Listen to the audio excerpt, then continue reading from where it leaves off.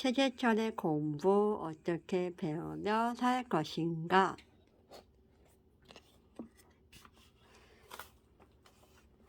저는 해법이 지금 저절로 만들어지고 있다고 생각해요. 아이들 숫자가 줄어들면서 대학들이 우리의 위치에 섰습니다. 지극히 생태학적으로 바뀔 수밖에 없는 상황으로 돌아섰어요. 지방대학 곳곳에서 입학 정원을 채우지 못하고 있습니다. 수도권에서 먼 지방 대학들은 학생을 유치하기 위해서 모든 시도를 하고 있어요. 인구학을 연구하는 서울대학교 조영태 교수님이 두 딸에게 말하셨대요. 너희는 공부를 열심히 안 해도 앞으로 이만큼은 살 수 있다. 세상이 바뀌고 있다.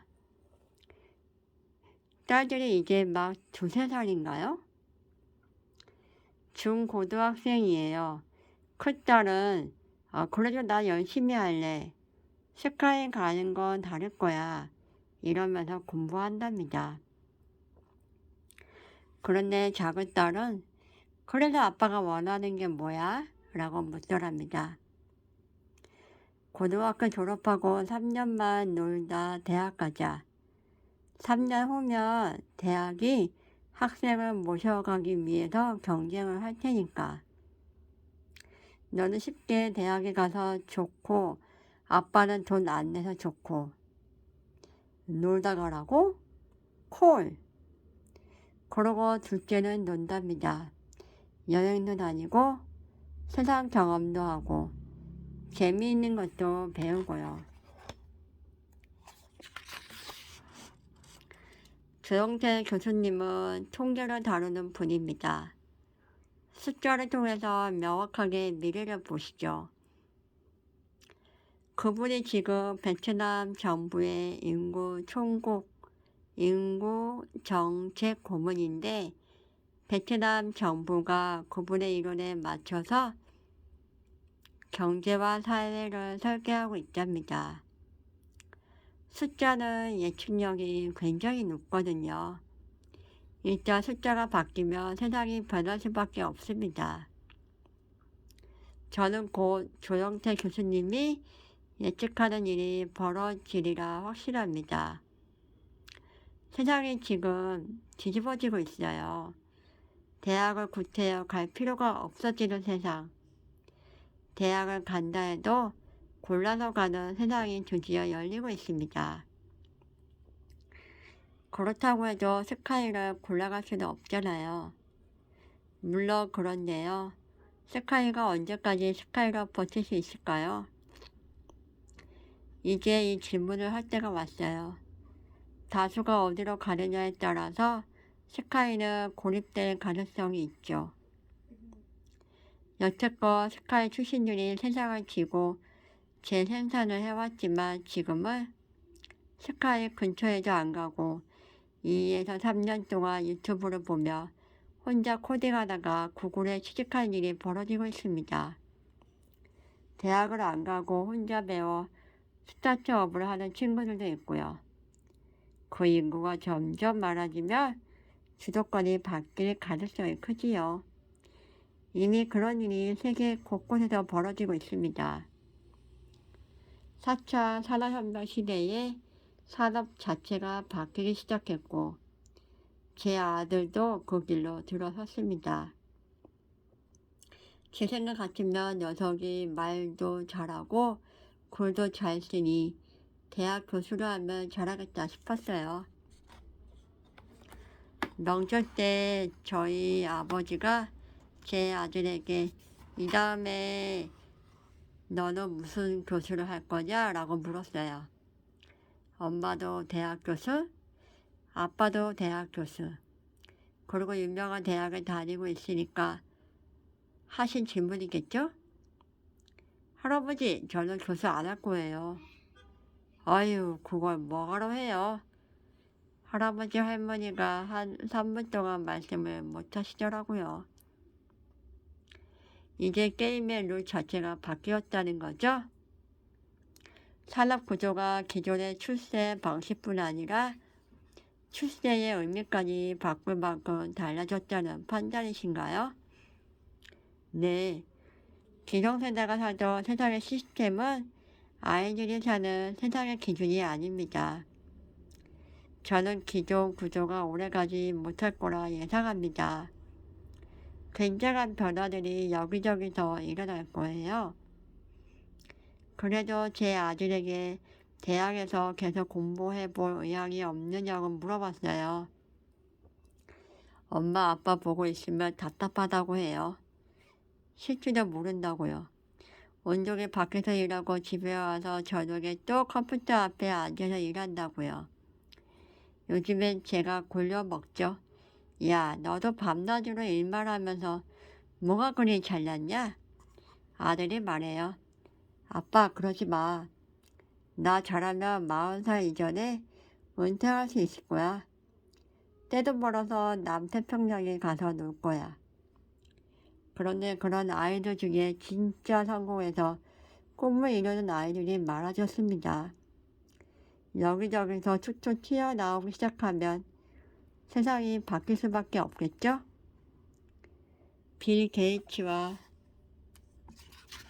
마크 저커버그가 나오고 나서 하버드 대학교 학생들의 목표가 중퇴가 됐습니다. 중퇴해야 성공한다고 하는군요. 탄탄한 미래를 보장하는 아성이라고 불리는 하버드 대학교도 흔들리면 이제 다른 대학도 흔들릴 수밖에 없어요. 미네르바 스쿨이 뜨는 걸 보면 알 수 있습니다. 애리조나 주립대 학교도 지금 그 변화의 중심에 서 있어요. 미네르바 스쿨이 리버럴 아트 컬리지죠. 인문학이나 수술과학 분야의 학부 과정을 중심적으로 다루는 대학이죠. 네, 특히 미네르바 스쿨은 정해진 캠퍼스에서 배우지 않고 세상을 돌아다니면서 배웁니다. 교육 학자들 말로는 요즘엔 학생들이 아이비리그에 가고 싶어 하지 않는다고 하더라고요. 미네르바 스쿨에 들어가기가 더 힘들 정도로 아이들이 그곳에 들어가기를 원한다고 합니다. 교과 내용이 정해져 있지 않고 교수나 학생이 관심 있는 주제와 내용으로 프로젝트를 만들고 프로젝트를 하면서 관련 내용을 배우고 토론하고 세계를 다니면서 사람들을 만나는 새로운 개념의 대학이에요. 제도권에서 미네르바 스쿨과 같은 혁신을 시도하는 종합대학이 애리조나 주립대학교입니다. 총장님이 나서서 일을 벌이세요. 보통은 교수들이나 연구원들이 새로운 연구 과제를 제시하거나 학과를 만들려면 우선 총장님을 설득해야 하고 교육부 허가를 받아야 하는데요. 애리조나 주립대학교는 총장님이 나서서 새 프로젝트를 만들도록 독려하십니다. 생명과 관련한 주제를 몇몇이 모여 뚝딱거리고 만들어 올리면 대학에서 지원합니다. 대학은 완전히 자연 선택 과정을 보장해요.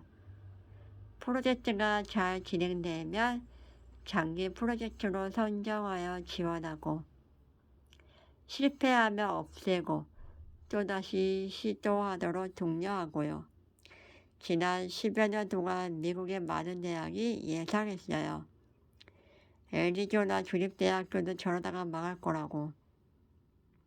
하지만 지금 매우 잘 나가고 있습니다. 저는 이런 모습들을 관찰해 오면서 대충 대낮에 학생들 앞에서 이렇게까지 말합니다. 요즘 세상에 뭐하러 대학 오냐? 제가 몸담은 대학의 총장님이 들으면 기절 초풍할 이야기죠. 저는 이제 구태여 대학에 갈 필요가 없다고 이야기하고 싶습니다.